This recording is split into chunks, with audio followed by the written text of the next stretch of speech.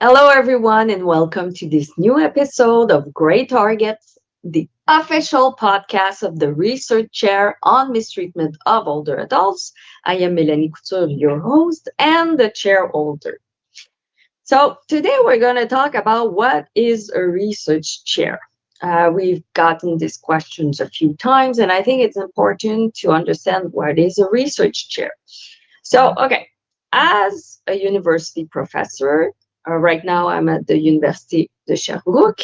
Um, I do research, so it's part of my job.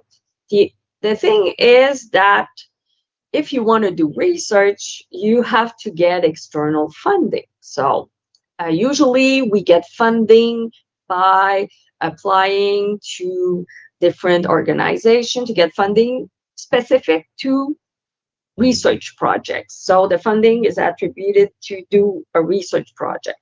When we get that funding, we get 1 to 3 years of funding depending on the size of the project.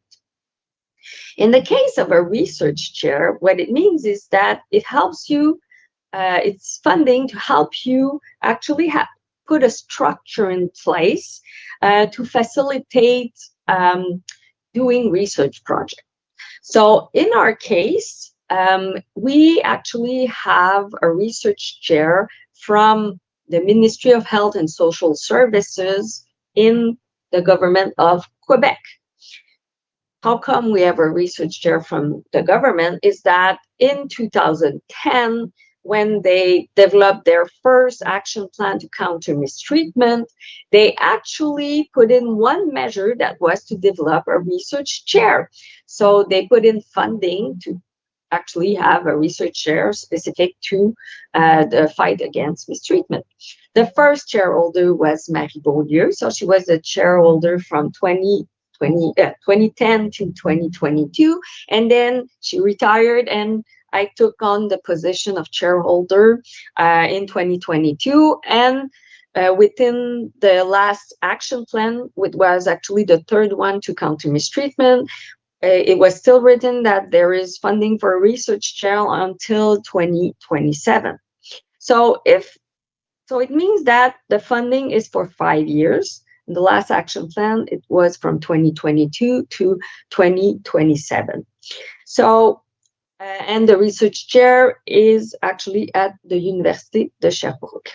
What does it mean to have a research chair? When I said that it actually helped to structure, is that, for example, I have money to have a research coordinator. So if you look at the other podcasts, you met Kevin Saint-Martin, which is the coordinator of the research chair. So he helps manage the whole thing with me. So he's really helpful. And also, we actually have money for a website. So we can put evidence-based information on the website about mistreatment, also about wellness care. I'll talk about the research program later. And in a time of misinformation, it's really nice to have a place that people can go to get information and know that it's actually valid information about mistreatment and other related topics.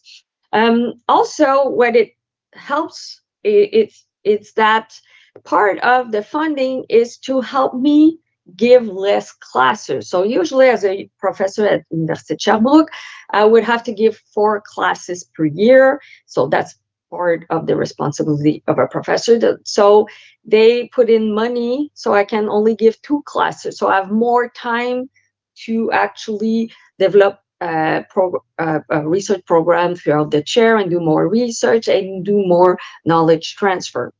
The money is also used to help students do research about mistreatment, because if you haven't noticed, mistreatment is not a sexy kind of topic for students because it is hard. You have to look at negative events that people are going through, and it's really difficult. And so not everybody want to work or do research in mistreatment, of course.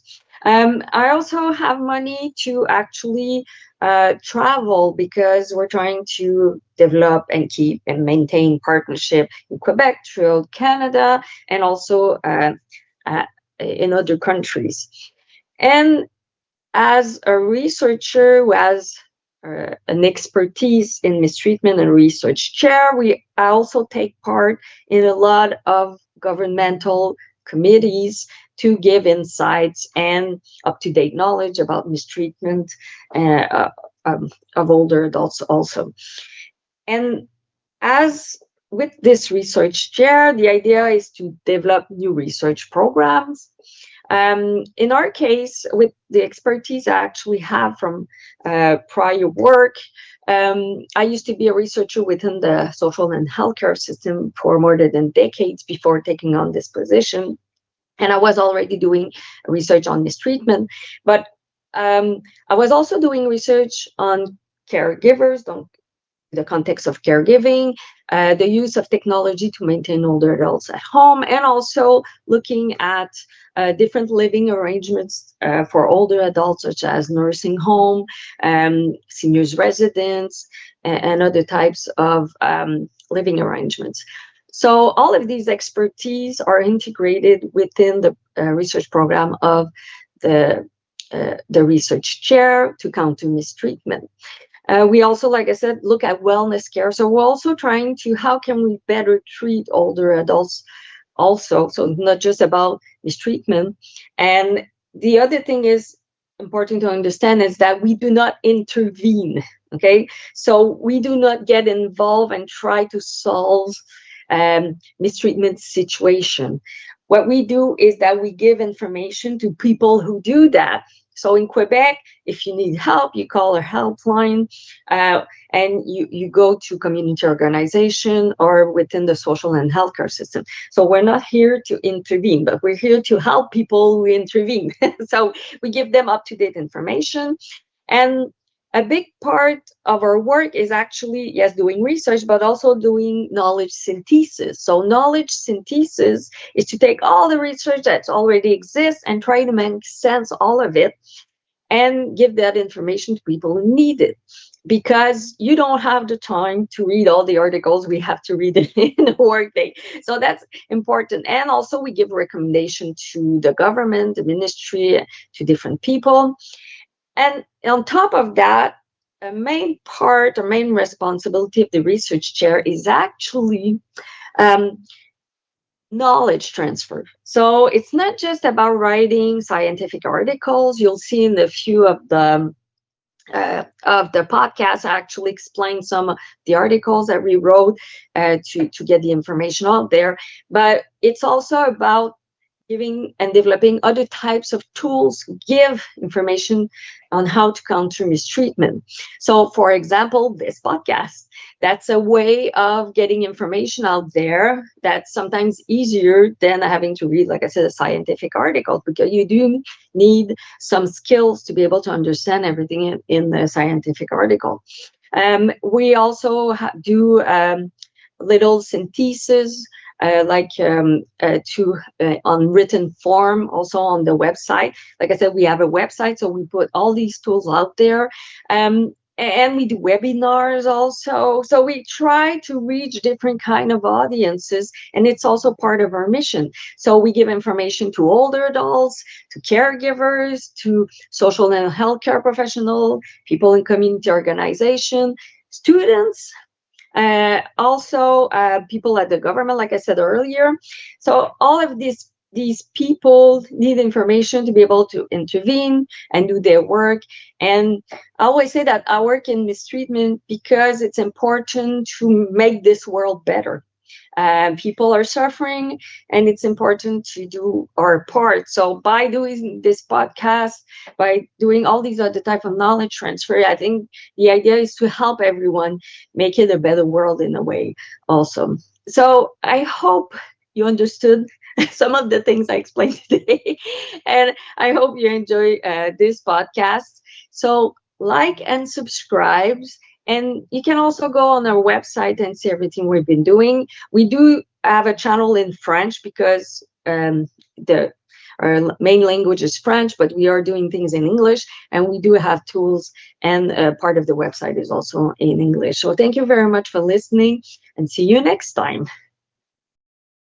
Before you go, If you are in the province of Quebec, we just want to remind you that if you have concerns about mistreatment, if you believe you are being mistreated, if you witnessed a situation, or if you are a professional facing a complex situation, you can reach the mistreatment helpline by calling the 1-888-489-2287. It's a provincial helpline that is fully bilingual and available 7 days a week from 8 a.m. to 8 p.m. So 1-888-489-2287.